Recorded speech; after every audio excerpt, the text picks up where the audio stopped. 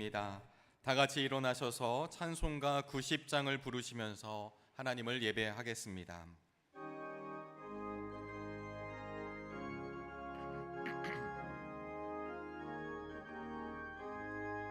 주 예수 내가 알기 전 날 먼저 사랑했네. 그 크신 사랑 나타나 내 영혼 거듭났네.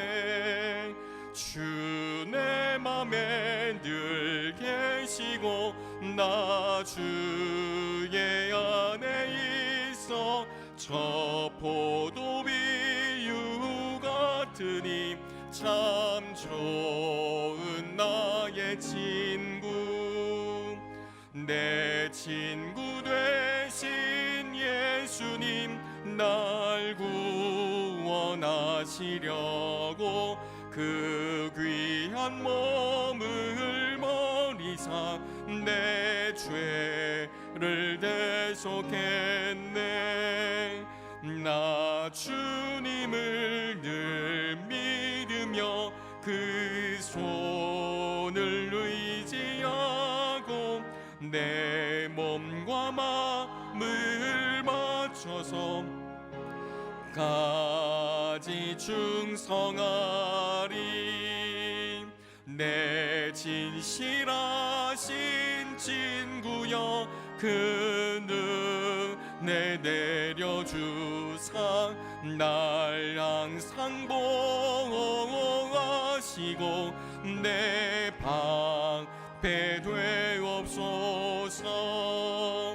그 풍성한 참 사랑을 뉘듯 이끈을 쏘냐. 날 구원하신 예수는 참 좋은 나의 친구. 의의 제사를 드리고 여호와를 의지할지어다. 여러 사람의 말이 우리에게 선을 보일 자 누구뇨 하오니 여호와여 주의 얼굴을 들어 우리에게 비추소서. 주께서 내 마음에 두신 기쁨은 그들의 곡식과 새 포도주가 풍성할 때보다 더하니이다. 아멘.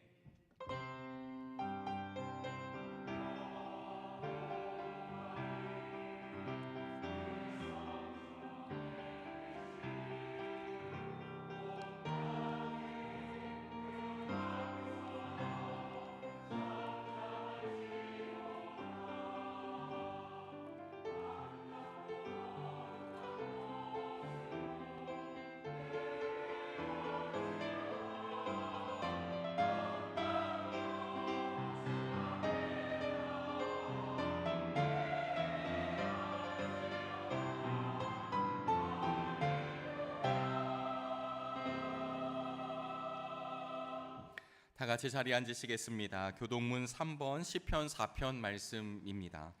교동문 3번 시편 4편 말씀을 우리 함께 교독하겠습니다.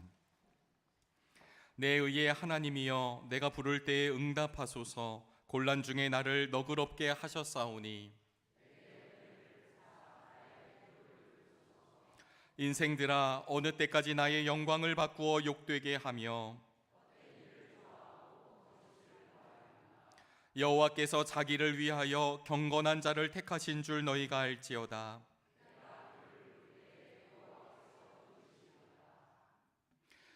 의의 제사를 드리고 여호와를 의지할지어다. 너희는 떨며 범죄하지 말지어다. 자리에 누워 심중에 말하고 잠잠할지어다.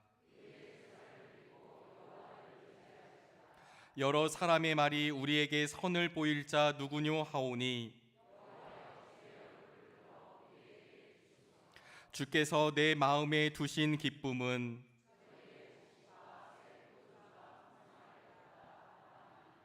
내가 평안히 눕고 자기도 하리니. 아멘. 사도신경으로 우리의 신앙을 고백합니다. 전능하사 천지를 만드신 하나님 아버지를 내가 믿사오며 그 외아들 우리 주 예수 그리스도를 믿사오니 이는 성령으로 잉태하사 동정녀 마리아에게 나시고 본디오 빌라도에게 고난을 받으사 십자가에 못 박혀 죽으시고 장사한 지 사흘 만에 죽은 자 가운데서 다시 살아나시며 하늘에 오르사 전능하신 하나님 우편에 앉아 계시다가 저리로서 산 자와 죽은 자를 심판하러 오시리라. 성령을 믿사오며 거룩한 공회와 성도가 서로 교통하는 것과 죄를 사하여 주시는 것과 몸이 다시 사는 것과 영원히 사는 것을 믿사옵나이다. 아멘.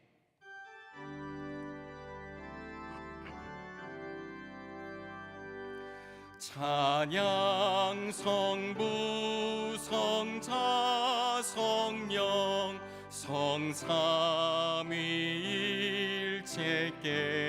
성삼위일체께 영원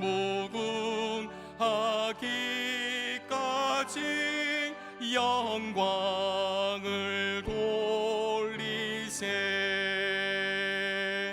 영광을 돌리세.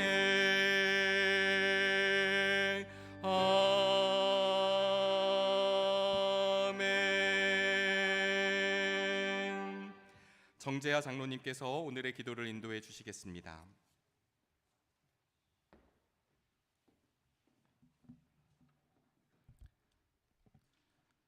우리를 죽음에서 구원하시고 새 생명 주신 하나님, 오늘도 종len교회에 모여 하나님을 찬양하고 예배드리게 하심을 감사드립니다. 독생자 예수님의 부활을 통하여 새 생명을 주셨음에도 연약한 인간이라 남들에게 상처를 주고 하나님의 자녀의 모습으로 살지 못하였음을 고백합니다. 불쌍히 여기시어 저희의 죄를 사하여 주시옵소서. 기나긴 겨울의 혹독한 추위와 독감 그리고 코로나의 힘든 시기에도 저희들을 보호해 주셔서 새싹과 아름다운 꽃들이 피어나는 따뜻한 4월의 계절을 맞이하였습니다. 이제 움츠렸던 우리의 신앙과 믿음도 새로운 모습으로 변화하길 기도합니다. 주님을 향한 우리의 믿음이 더욱더 견고한 계절이 되게 하여 주시옵소서. 정릉교회에 모여 같이 예배드리고 찬양할 때 한 명 한 명 모든 신도가 마음의 변화와 감동이 넘치도록 하여 주시옵고 저희들의 마음과 생각을 버리고 온전히 하나님의 말씀으로만 가득 차는 저희들이 될 수 있는 은혜를 베푸시어 하루하루가 하나님의 말씀에 가깝게 다가가는 삶이 될 수 있도록 인도하여 주시옵소서. 우리의 형편을 잘 아시고 인도하시는 하나님, 우리 성도들의 각 가정마다 형편을 두루 살피시고 그들의 기도에 응답하여 주시옵소서. 상처받은 영혼에 치유의 은사가 넘치도록 하여 주시옵고 하나님의 귀한 자녀임을 느끼고 돌아가는 시간이 될 수 있도록 인도하여 주시옵소서. 정릉교회를 위해 기도드립니다. 70주년을 맞이하여 새롭게 시작하는 12가지 기도 제목이 있습니다. 이 사업을 통하여 하나님께서 저희에게 주신 복음과 전도의 사명을 잘 감당하시어 하게 하시어 하나님의 나라를 세우는데 큰 일꾼이 되게 하여 주시옵소서. 지금은 시작하는 시간입니다. 이 자리가 온전히 하나님께 영광 돌리는 시간이 될 수 있도록 하여 주시옵고 말씀을 전해주시는 한희철 목사님과 모든 교육자분들에게 영육간의 강건함을 주시어 저희들을 인도하기에 하나도 부족함이 없도록 은총 베풀어 주시옵소서. 이 예배를 통해 오직 주님만 높임 받기를 간절히 소망하며 이 모든 말씀 예수님 이름 받들어 기도드렸습니다. 아멘.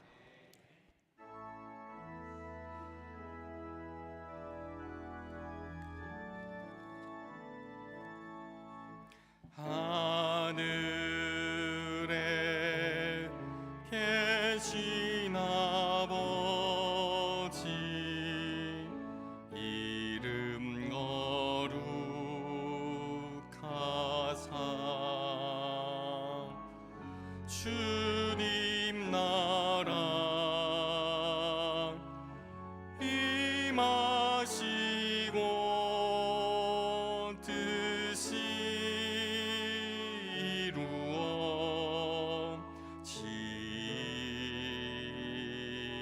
이루어지이다.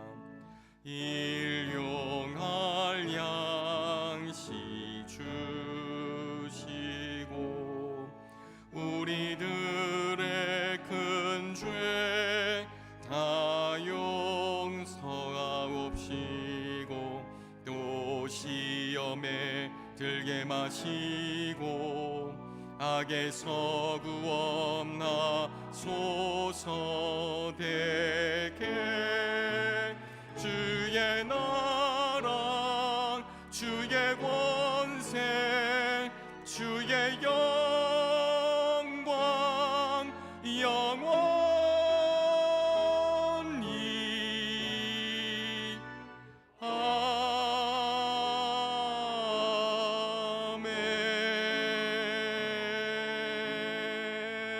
아멘. 오늘 주시는 하나님의 말씀은 사도행전 3장 11절에서 19절 말씀입니다. 신약성경 181쪽 231쪽입니다. 사도행전 3장 11절에서부터 19절까지의 말씀, 하나님의 말씀이 선포될 때 자리에서 일어나시겠습니다. 정주호 권사님께서 하나님의 말씀을 봉독합니다.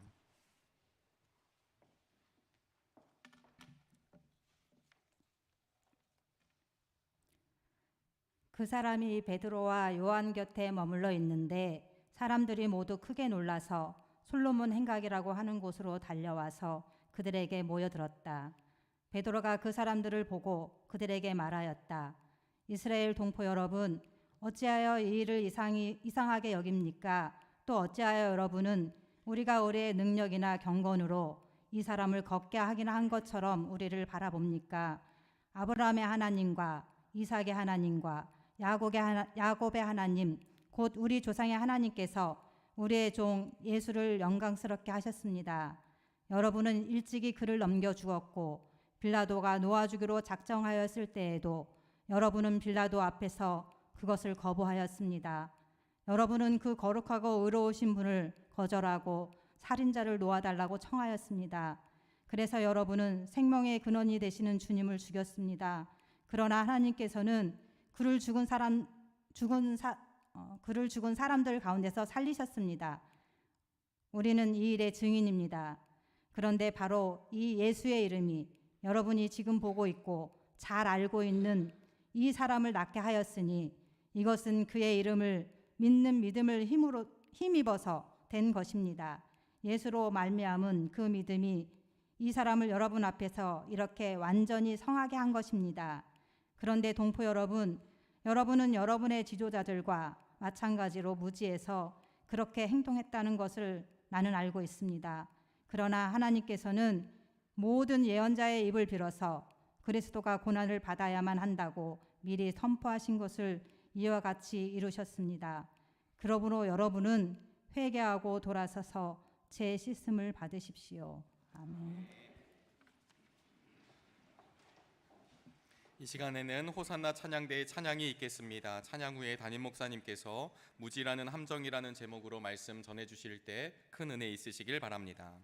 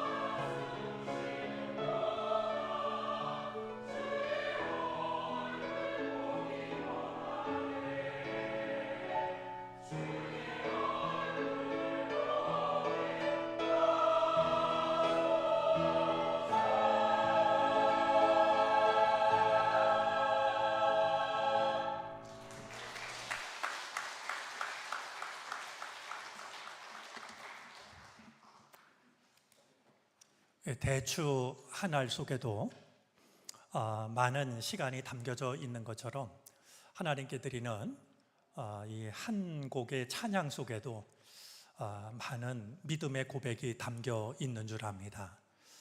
가사를 보면서 참 귀한 믿음이 담겨져 있구나라는 생각을 다시 한번 해보게 됩니다. 모든 첫이라는 말 속에는 설렘과 떨림이 담겨져 있을 겁니다. 그것이 어떤 것이든 첫이라고 하는 말 속에는 설렘과 떨림이 있다라고 여겨지는데, 오늘 지난주 이종익 장로님에 이어서 오늘 정재하 장로님께서 처음으로 대표 기도를 하셨습니다. 여러분들이 기도해 주셔서 앞으로 우리들의 기도를 인도할 때 은혜로운 기도를 하나님께 드릴 수 있도록 배후에서 기도해 주시기를 바랍니다. 죽음을 이기고 다시 살아나신 주님의 능력과 사랑이 예배하는 우리 가운데 함께 하시기를 빕니다. 다른 절기는 그 절기가 지난 후 몇 번째 주일 이렇게 말하는데, 부활절은 다릅니다. 부활절 후 몇 번째 주일 이렇게 말하지 않고 부활절 몇째 주일 이렇게 말합니다. 중요한 이유가 있는데요, 부활절은 부활절을 지킴으로 지나가는 것이 아니라 부활의 은총이 계속 이어진다라는 생각 때문입니다. 부활절이 지났다고 부활의 은총과 멀어지지 마시고 여전히 우리를 죽음에서, 무덤에서 건지시는 주의 은총이 나를 향하고 있음을 경험하면서 살아갈 수 있기를 바랍니다. 어거스틴으로 기억을 하는데요, 오늘날 제자가 어거스틴에게 묻습니다. 선생님, 신앙생활을 하면서 하나님 앞에서 우리가 지켜야 될 가장 중요한 덕은 무엇입니까? 겸손이다 대답합니다. 그 다음으로는요, 두 번째도 겸손이다. 그 다음으로 중요한 건 무엇입니까? 그것도 겸손이다. 그러자 제자가 묻습니다. 겸손의 반대가 되는 덕목은 무엇입니까? 그것은 교만이다 대답을 하죠. 그래서 제자가 또 물었습니다. 어떤 게 교만입니까? 그때 어거스틴이 했던 유명한 대답이 있습니다. 나를 겸손하다고 생각하는 것, 그것이 교만이다. 정말 우리가 겸손해지기가 얼마나 어려운지를 돌아보게 하는데요, 이렇게 말한 어거스틴은 이렇게도 말했습니다. 모든 악의 처음은 교만이었다. 모든 악의 그 처음은 교만이었다라고, 교만에서 모든 악이 시작된다라고 말했죠. 이 교만에 대한 어거스틴의 가르침 앞에서 오늘 나누려고 하는 주제어 무지를 생각하면 어떨까요?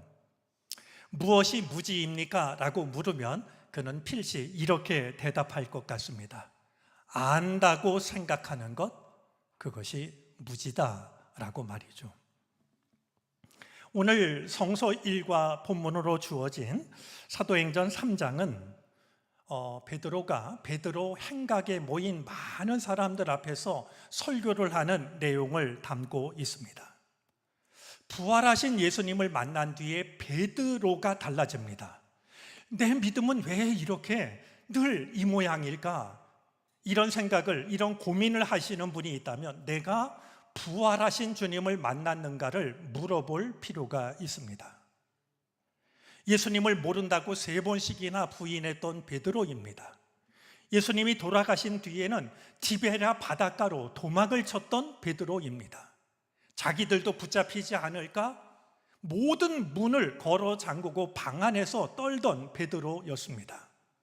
이 베드로가 부활하신 주님을 만나자 많은 사람들 앞에서 설교를 합니다. 바다에서 고기를 잡던 어부였습니다. 그리고 우리가 잘 알거니와 베드로의 성격은 단순하고 흥분하기 잘하던 베드로였습니다. 그런 베드로가요, 이게 베드로가 맞나 싶을 만큼 논리정연하게 예수 그리스도를 전하고 있습니다. 이 베드로가 전하는 설교에 얼마나 사람의 마음을 움직이는 능력이 담겨 있었던지요. 사도행전 4장 4절 말씀에 의하면 그날 베드로의 설교를 듣고 믿게 된 사람들이 어른 남자의 수만 약 5천 명이나 되었다라고 이렇게 기록을 하고 있습니다. 이 베드로의 설교 중에서 눈여겨보고 싶은 것이 있습니다. 오늘 본문을 보면 많은 사람들이 솔로몬 행각에 모여들었는데요, 베드로가 이제 설교를 하니까 설교를 듣기 위해서 사람들이 몰려든 것이 아니라고 하는 겁니다. 사람들이 이 베드로와 요한이 있는 곳으로 몰려들자 베드로가 그들에게 설교를 시작했던 것이죠. 사람들은 왜 베드로에게 몰려들었을까요? 그 이유가 오늘 본문 바로 앞 단락인 사도행전 3장 1절부터 10절 안에 담겨져 있습니다. 날 때부터 걷지 못하던 한 사람이 있었습니다. 그를 아는 사람들은 그를 메어다가 성전 문 앞에다가 내려놓습니다. 우리 피에르 씨가 계신데요, 유럽에 있는 성당을 가보면 지금도 이 성당문 드나드는 입구에요, 거린이 앉아가지고 손을 내밉니다. 멜시 하면서요, 나에게 자비를 베풀어 달라고요. 그것이 도움을 받을 수 있는 좋은 자리이기 때문에 날 때부터 걷지 못하는 사람들이 그 자리에 데려다 놓았던 겁니다. 베드로와 요한이 성전문으로 들어갈 때 이 거리는 베드로와 요한에게도 도와달라고 이야기를 했죠. 베드로와 요한이 그를 유심히 바라봅니다. 그런 뒤에 이렇게 말했습니다. 6절 말씀인데요, 은과 금은 내게 없으나 내게 있는 것을 그대에게 주니 나사렛 예수 그리스도의 이름으로 일어나 걸으시오. 거지가 원했던 것은 은과 금, 아니 동전 몇 푼이었습니다. 그런데 베드로는 은과 금은 내게 없지만 내게 있는 것을 당신에게, 그대에게 드립니다. 나사렛 예수 그리스도의 이름으로 일어나 걸으십시오. 이 말을 하면서 그의 손을 잡아 일으키자 놀라운 일이 일어납니다. 다리와 발목에 힘을 얻은 그 사람은 벌떡 자리에서 일어나서 걷기도 하고 뛰기도 합니다. 태어나서 처음 경험하는 일이었습니다. 그러면서 얼마나 기쁜지 하나님을 찬양하면서 자기의 집으로 달려간 것이 아니라 하나님을 예배하는 성전으로 들어가게 됩니다. 이 모습을 보았으니 사람들이 얼마나 놀랬겠습니까? 늘 성전 입구에 앉아있던 그 사람이 걷기도 하고 뛰기도 하고 하나님을 찬송하면서 성전 안으로 들어갔으니 말이죠. 이 일을 베드로와 요한이 했다라는 말을 들은 사람들은 도대체 태어날 때부터 걷지 못하던 그 사람을 말씀 한마디로 일으켜 세운 그 사람이 누구인지가 보고 싶어서 베드로와 요한이 있는 곳으로 몰려왔던 겁니다. 교우 여러분, 이 단순한 사실이 우리에게 전해주는 중요한 메시지가 있는 것 아닐까요? 예배당이 있다고 사람들이 몰려오는 것 아닙니다. 예배를 드린다고, 설교, 하나님 말씀을 전한다고 사람들은 몰려오지 않습니다. 그들이 이 예배당을 찾는 것은요, 찾을 만한 이유가 있을 때 가능한 일입니다. 마음을 움직이는 말이죠.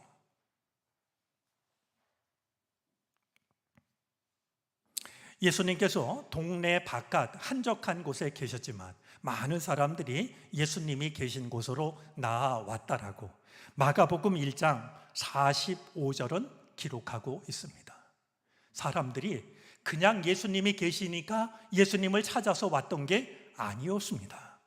예수님께서 나병 환자를 고치셨다라는 이야기를 들었기 때문입니다. 나병 환자를 고치시되 말씀 한마디로 고치신 게 아니라 그를 어루만져 주셨다라고 하는, 가족들조차도 거리를 두고 있는 그 나병 환자를 어루만져 주셨다라는 이야기를 듣고 마음이 뜨거워진 사람들이 예수님이 보고 싶어서 예수님이 계신 그곳으로 몰려왔던 것이죠. 오늘 아침에 성서 일과 묵상을 나누면서 제가 이 얘기를 썼었는데요. 오늘 성서 일과를 읽으신 한 교우가 그 성서 일과 밑에 이런 질문 하나를 다셨습니다. 초대교회는 병자 고치는 기적이 있어 사람들이 모여들었습니다. 지금의 교회는 어떤 사명으로 사람이 모여들을까요? 우리 모두가 진지하게 고민하고 대답해야 될 질문이라고 여겨집니다. 교회가 있다고, 예배를 드린다고 사람들이 찾는 것이 아니라 그들의 마음을 움직일 만한 무엇인가가 우리 안에 있어야 하는 겁니다. 베드로의 설교 중에서 또 한 가지 눈여겨보고 싶은 게 있습니다. 지금 모여들은 사람들은 저 사람이 태어날 때부터 걷지 못하던 사람을 고친 사람이구나, 베드로와 요한을 존경하는 마음으로 바라보았을 겁니다. 그런 사람들에게 베드로가 이렇게 말합니다. 여러분, 우리를 주목하지 마세요. 여러분들이 정말 주목해야 할 분은 우리가 아니라 따로 있습니다. 그분은 예수 그리스도이십니다 라고 말하고 있는 점입니다. 걷지 못하던 사람을 일으킨 것은 자신들의 능력이나 경건이 아니라고 말합니다. 우리가 믿음이 좋아서 믿음의 능력을 가져서 그를 일으킨 것이 아니고 그를 낫게 한 것은 예수의 이름이었고 예수의 이름을 믿는 믿음이 저를 온전히 성하게 한 것이라는 점을 베드로는 자신들을 바라보고 있는 많은 사람들에게 분명하게 말하고 있습니다. 자기들은 쓰임을 받았을 분, 이 일을 행하신 분은 따로 있다고, 그분이 바로 예수 그리스도이시라고 베드로는 증언하고 있는 것이죠. 생각해 보면 우리의 믿음도 그러하고 교회도 마찬가지입니다. 언제 어떤 일을 통해서도 드러나야 할 것은 내가 아닙니다. 주님이 드러나야 됩니다. 내 생각, 우리들의 의견이 드러나는 것이 아니라 어떤 경우에도 드러나야 할 것은 주님의 뜻입니다. 우리는 다만 그분을 통해서 일을 하는 사람일 뿐, 그 일을 이루시는 분은 주님이시기 때문입니다. 초롱초롱한 눈빛으로 자신들을 바라보는 사람들에게 어쩌면 베드로의 이야기를 듣고 저 베드로가 아니라 이 일을 하신 예수 그리스도를 바라보는 이 사람들에게 베드로가 전하는 분명한 메시지가 하나 있습니다. 베드로는 그들이 꼭 들어야 될 가장 중요한 이야기 한 가지를 합니다. 그것은 여러분의 무지가 이 사람을 일으킨, 걷지 못하던 사람을 일으킨 예수 그리스도를 죽음으로 내몰았습니다 라는 내용입니다. 생명의 근원이 되시는 주님을 여러분들이 십자가에 매달게 했습니다 라는 사실을 말하고 있습니다. 예수님을 죽음으로 내몬 것도 백성들이었고, 예수님이 무죄하다는 사실을 알고 빌라도는 어떻게 해서든지 예수님을 살리려고 했지만 그것을 끝까지 거절하고 십자가에 매달게 했던 것이 바로 여러분들이라고 베드로는 분명하게 말합니다. 이 사실을 두고 베드로는 이렇게 말하고 있습니다. 거룩하고 의로우신 분은 거부하고 살인자를 놓아달라고 외쳤습니다. 누가복음 23장 18절 말씀에 의하면 그들이 했던 일이 담겨져 있습니다. 빌라도가 아무리 살펴봐도 예수님은 무죄라고 얘기했을 때 그 자리에 모인 하나님의 백성들은 일제히 소리질러 이렇게 말합니다. 이 자를 없애고, 예수라는 자를 없애고 바라바를 우리에게 놓아주시오. 사람을 살리려고 오신 예수님은 죽이고 사람을 죽였던 살인자 바라바를 놓아달라고 외쳤던 것이었습니다. 베드로는 13절과 14절에 그들이 거부했다라는 말을 2번 사용하고 있는데요, 이것은 그들이 했던 일이 우연히 실수한 일이 아니라 의도적이었다라고 하는 것, 그리고 집요했다라고 하는 것을 드러내고 있습니다. 우리는 오늘 이 말씀 앞에서 우리 자신을 조심스레 성찰해야 됩니다. 왜냐하면 하나님의 백성들이 무지라는 함정에 빠질 때가 있기 때문입니다.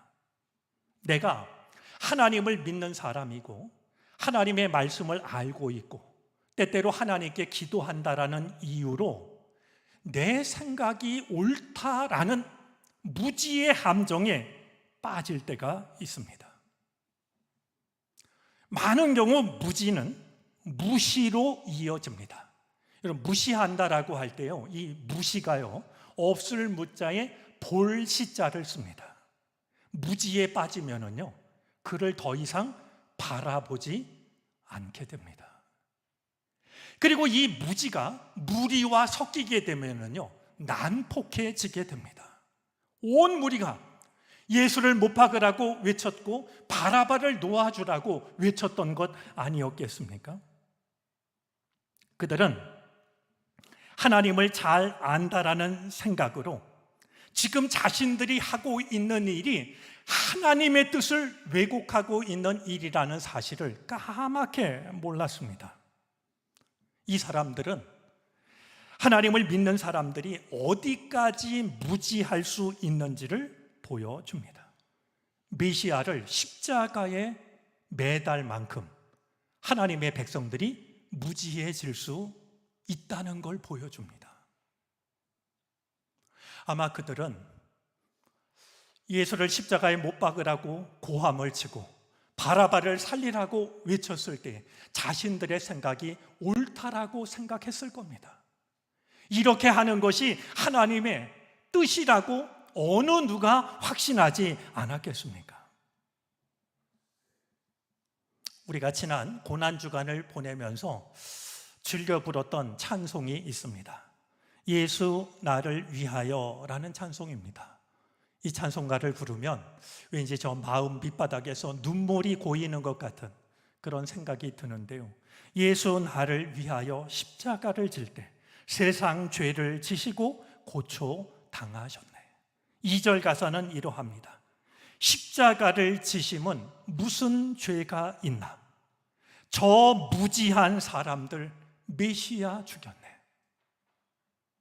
이 대목에 이르면 참 마음이 아파옵니다. 저 무지한 사람들, 그들은 하나님을 몰랐던 사람들이 아닙니다. 누구보다 하나님을 잘 믿는다라고 자부했던 저 무지한 사람들 메시아 죽였네. 혹시 이 찬송가를 부르면서 성경에 기록된 예수를 십자가에 매단 사람을 손가락질 할지 모르지만 저 무지한 사람들 중에는 우리가 왜 없겠습니까? 오늘 베드로의 설교를 듣는 사람들 중에도 실제로 그 무리 속에 한 사람이 되어서 예수를 못 박으라고 바라바를 살려내라고 외쳤던 사람이 분명히 그들 중에 있었던 것처럼 저 무지한 사람들 메시아 죽였네. 저 무지한 사람들 중에는 오늘 우리들도 예외일 수는 없겠다 여겨집니다. 이 모든 일들이 일어났던 것을 두고서 베드로는 오늘 17절 말씀을 보면은요, 여러분의 무지 때문이었다라고 말합니다. 베드로는 어떤 마음으로 무지라는 말을 선택했을까요? 사실 예수님을 죽음으로 내몬 일을 생각하면 무지라는 말로는 너무 부족하다라고 여겨집니다. 여러분, 하나님의 아들, 외아들, 메시아, 그분을 십자가에 매달아 죽게 했으니 어찌 무지라는 말로 표현할 수가 있겠습니까? 극악무도하고 천인공노할 만한 일이 되겠죠. 만행 중에 만행이고 이보다 더 흉악한 일은 찾아보기가 어려울 것입니다. 그럼에도 불구하고 베드로는 여러분의 무지 때문이었다라고 무지라고 말하고 있습니다. 저는 이 단어를 선택한 데에는 베드로의 생각 두어 가지가 있었기 때문이라고 여겨집니다. 하나는요, 이 무지는 죄가 아닌 것처럼 보이지만 어떤 죄보다도 더 큰 결과를 불러오기 때문입니다.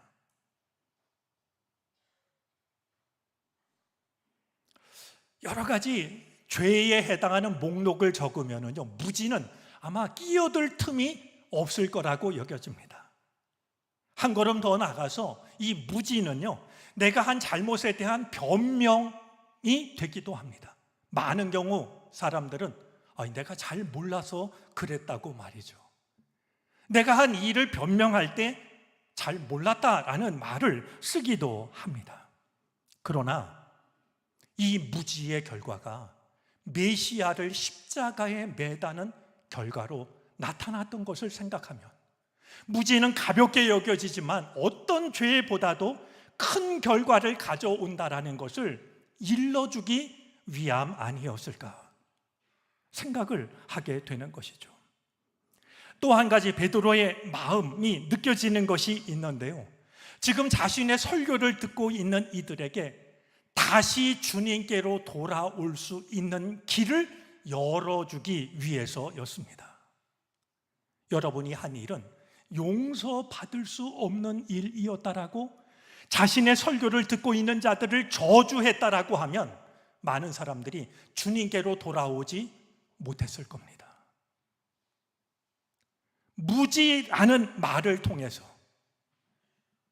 주님께로 돌아올 수 있는 길을 열어주고 있는 베드로의 마음이 느껴집니다.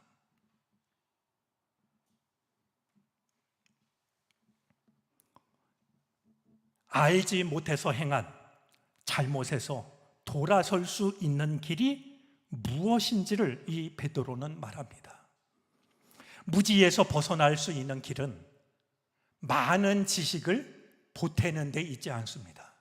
새로운 지식을 배우는 데 있지 않습니다. 무지에서 돌아서기 위해서 꼭 필요한 것을 베드로는 이렇게 말하고 있습니다. 19절인데요. 그러므로 여러분은 회개하고 돌아와서 죄의 씻음을 받으십시오. 여러분, 무지에서 벗어나기 위해서 필요한 것은요, 새로운 지식을 배우는 게 아니라요, 회개하는 겁니다. 어쩌면 말씀을 대하는 많은 분들 중에 아니, 무지에서 벗어나기 위해서 회개까지 할 필요가 있겠어? 이렇게 생각하실지 모르겠지만 이 무지는 가벼워 보여도 우리를 큰 죄로 이끌기 때문에 우리가 이 무지에서 벗어나기 위해서는 우리의 마음을 진심으로 뉘우치는 회개가 필요하다라고 베드로는 외치고 있는 겁니다. 호세아 선지자를 통해서 주님께서는 하나님의 백성들에게 이렇게 말씀하셨습니다. 내 백성이 지식이 없으므로 망하는도다. 내 백성이 왜 망하느냐? 지식이 없어서, 하나님을 알지 못해서 망한다라고 말씀합니다. 호세아 6장 6절에서는 하나님께서 하나님의 백성들에게 정말로 원하시는 것이 무엇인지를 말씀하고 있는데요. 주님의 말씀입니다. 내가 바라는 것은 변함없는 사랑이지 제사가 아니다. 불살라 바치는 제사보다는 너희가 나 하나님 알기를 더 바란다. 우리가 습관적으로 반복해서 드리는 예배가 아니고, 어쩌다가 주님께 드리는 뜨거운 헌신이 아니고, 주님이 참으로 원하시는 것은 변함없는 사랑, 그리고 내가 주님을 다 알고 있다라는 생각에서 벗어나서 주님을 더 알기를 원하는 그 마음을 나는 원한다라고 말씀을 하고 계신 겁니다. 어설픈 암, 무지로 인하여 하나님의 뜻을 거역하는 일이 우리에게 일어나지 않게 되기를 바랍니다.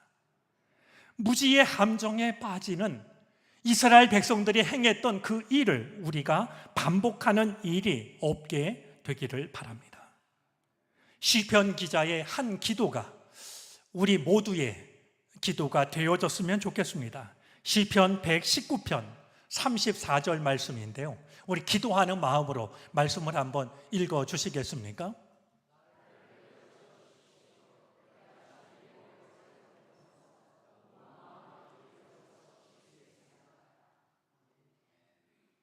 공동 번역 성경에서는 이렇게 번역했습니다. 당신 법을 깨우쳐 주시고 그 법 따라 살게 하소서. 마음을 다 쏟아 지키리이다. 참 귀하게 다가옵니다.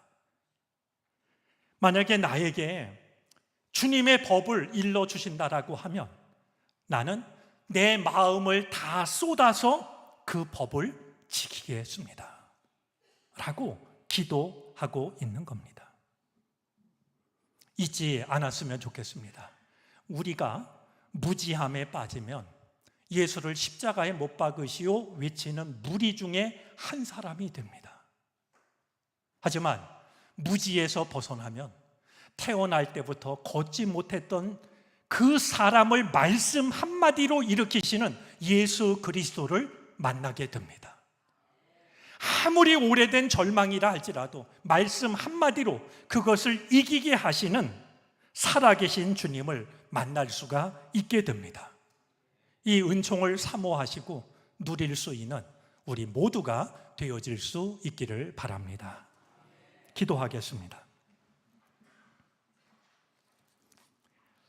하나님을 믿고 하나님의 말씀을 안다는 이유로 무지의 함정에 빠질 때가 있습니다. 예수를 십자가에 못 박으라 외친 사람들 중에는 우리들도 있습니다.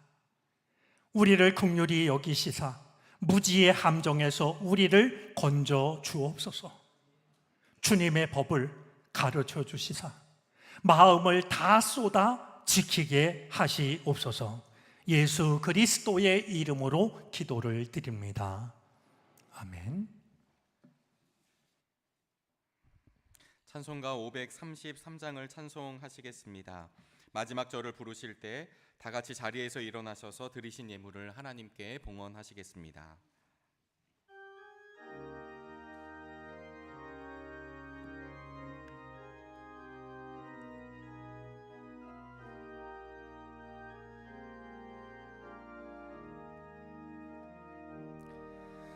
우리 주 십자가 고난 당하실 때에 너는 거기 있었나. 죄인들 위하여 목숨 버리실 때에 너는 거기 있었나. 저기 십자가에서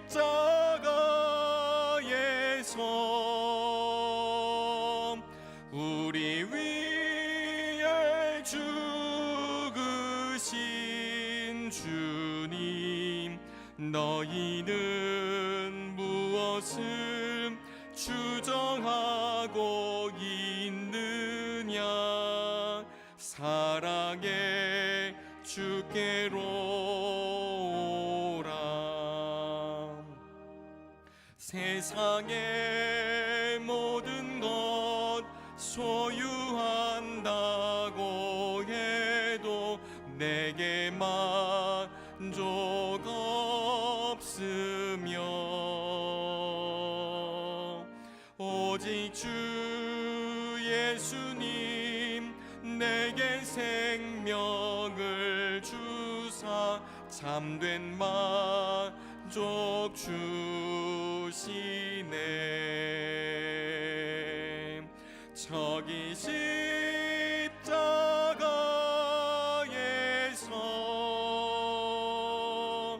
우리 위에 죽으신 주님, 너희는 무엇을 주정하고 있느냐 사랑의 주께로 오라.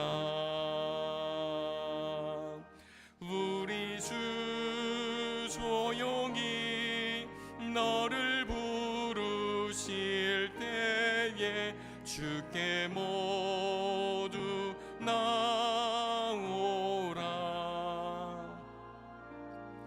오직 주 예수를 믿고 순종할 때에 주가 영생 주시리. 저기 십자가에서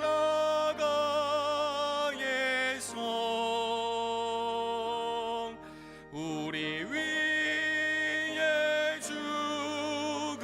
죽으신 주님, 너희는 무엇을 주정하고 있느냐 사랑의 주께로 오라.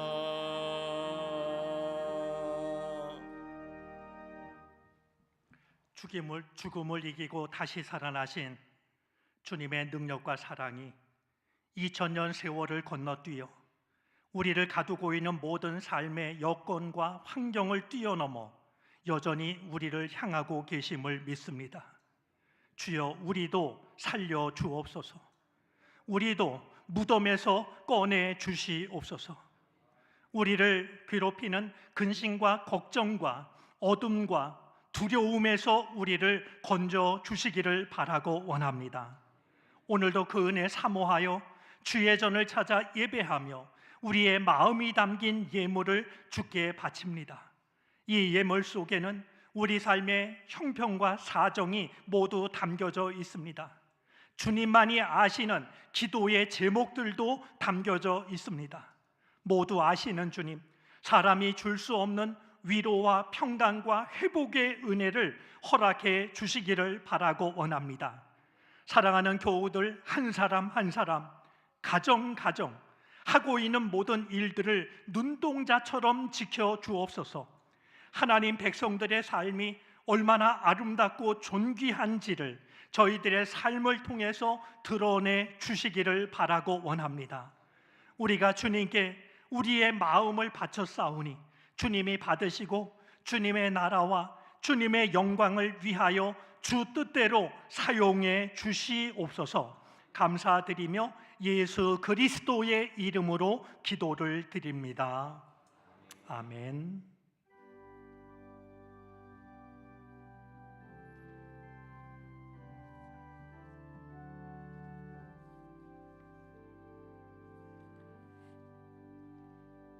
모두 자리에 앉으시겠습니다. 교회 소식을 전하겠습니다. 금주 세번역 성경통독은 신명기 말씀입니다. 정릉교회 창립 70주년을 맞아 다음 주일부터 주일날 예배 순서가 변경됩니다. 2024 성북지방의 연합성회가 팔복에서 길을 찾다라는 주제로 우리 교회에서 열립니다. 미국 워싱턴 사교미교회 담임이신 김영복 목사님을 강사로 모시어 21일 주일 저녁부터 24일 수요일 저녁까지 진행됩니다. 21일 주일 오후 예배, 22일 화요 중보기도회, 24일 수요 예배는 연합 성회로 대신합니다. 연합 속회가 26일 금요일 저녁 8시 하임 예배실에서 있습니다. 4월 속회의 날은 연합 속회로 대신하며 28일 오후 예배는 신앙 강좌로 모입니다. 5월 5일 어린이 주일 2부 예배 시에 유아 아동 세례식이 있습니다. 28일 주일까지 신청해 주시기를 바랍니다. 아가페 위원회 잔반제로 실천에 함께 성도 여러분들의 동참을 요청드립니다.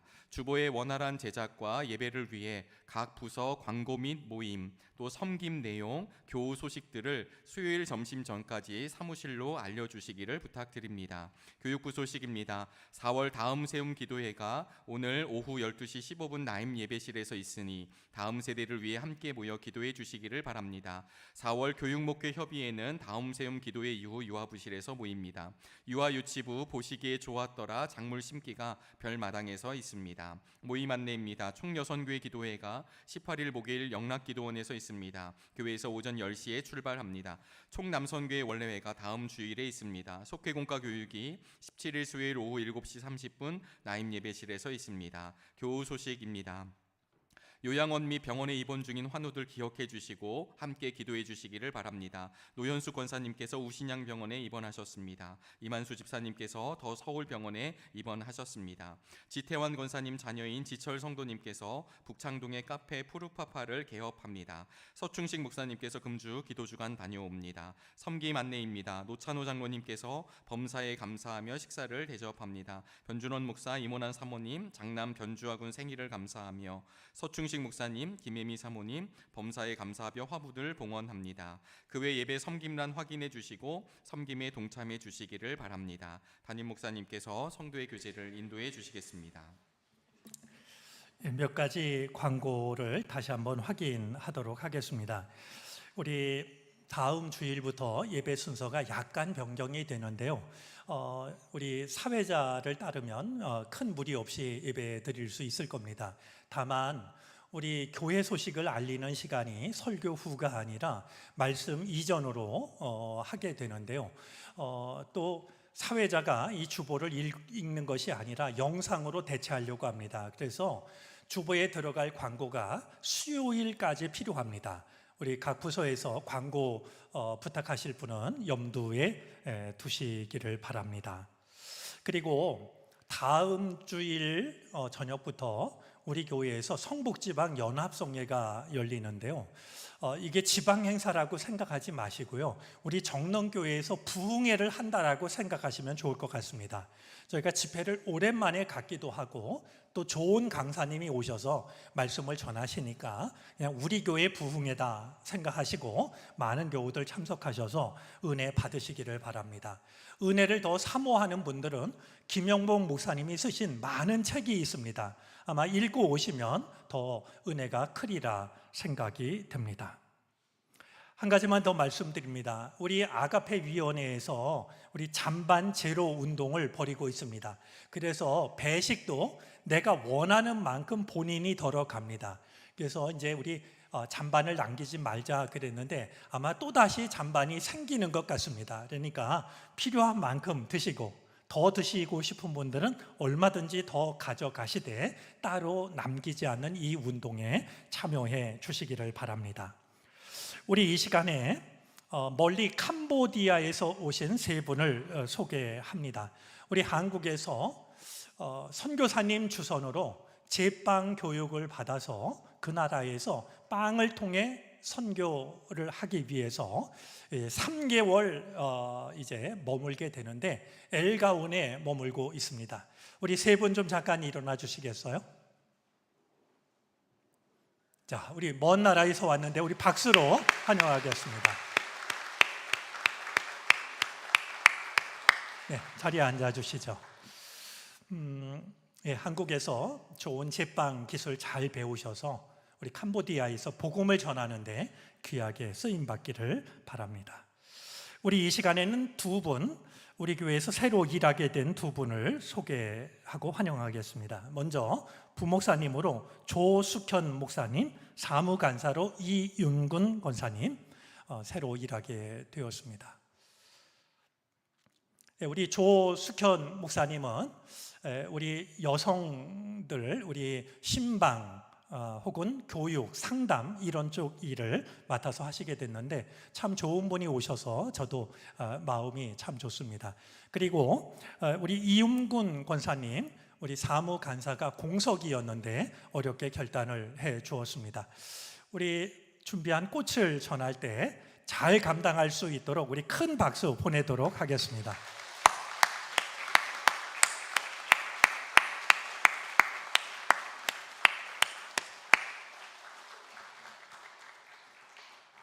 네, 우리 조숙현 목사님은 오늘 오후 예배에 부임 설교를 하시게 됩니다. 말씀의 은혜도 함께 나누면 좋겠습니다. 우리 지난 한 주 사진으로 돌아봅니다. 우리 문화부에서 음악 아카데미가 열리고 있습니다. 악기를 배우고자 하는 분들에게 악기를 가르쳐드리는 아주 귀한 시간인데요. 우리 많은 분들이 주님을 찬양하는 데 쓰임받게 되기를 바랍니다. 저희가 매달 첫 번째 주일에는 헌신 예배를 드리면서 지방에 있는 목회자를 강사로 청하고 있습니다. 이런 기회를 통해서 우리 지방에 있는 작은 교회에 대해서도 따뜻한 관심을 가졌으면 합니다. 꽃들이 만발했고요. 우리 청년부 봄꽃놀이, 다음 사진 보여주시겠습니까? 청소년부 가만히 있을 수가 없어서 꽃을 보러 다녀왔습니다. 우리 믿음도 저렇게 활짝 피어날 수 있도록 기도해 주시기를 바랍니다. 여러분, 우리 교회에 정말 멋있는 작품이 있습니다. 그런데 어디에 있는지를 교우들이 잘 모릅니다. 이게 정말 안타까운 일인데요. 이 팔복이라는 제목의 작품이 어디에 있냐면요, 하인 외배실에서 나가서 별관으로 나가다 보면 바로 벽에 붙어 있습니다. 이걸 다시 한번 알려드리는 것은 이번 지방연합성회의 말씀 주제가 팔복이기 때문입니다. 여러분들 좋은 작품을 한번 좀 잘 감상하시면서 팔복의 의미를 되새겼으면 좋겠습니다. 우리 유초등부 청소년부에서도 어린이들 학생들이 교회에 새로 나오는 이들이 있습니다. 우리 이서준 학생, 하성빈 학생, 그리고 남채원, 제가 눈이 좀 흐려서요. 이렇게 학생들이 교회에 나왔습니다. 여러분들, 우리 부모가 나와서 자녀들이 나오기도 하고요, 자녀들이 먼저 나와서 부모가 나오게 되기도 합니다. 우리 교회 학교가 날마다 부흥할 수 있도록 기도 많이 해 주시기를 바랍니다. 우리 이 시간에 성도의 교제 나누겠습니다. 옆자리에 있는 분, 앞뒤에 있는 분, 혹은 영상으로 참여하는 우리 가족들 서로 인사하겠습니다. 평안하시기를 바랍니다. 늘 건강하시기를 빕니다.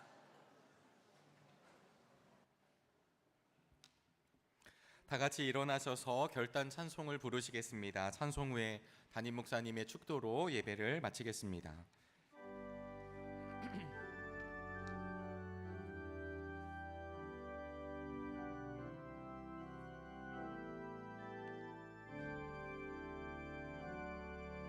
주 나의 모습 보네, 상한 나의 맘 보시네. 주 나의 눈물 안에 홀로 울던 맘 아시네. 주 사랑 내게 있네. 그 사랑이 날 채우네. 주 은혜 내게 있네. 그 은혜로 날 세우네. 세상 소망 다 사라져가도 주의 사랑은 끝이 없으니 살아가는 이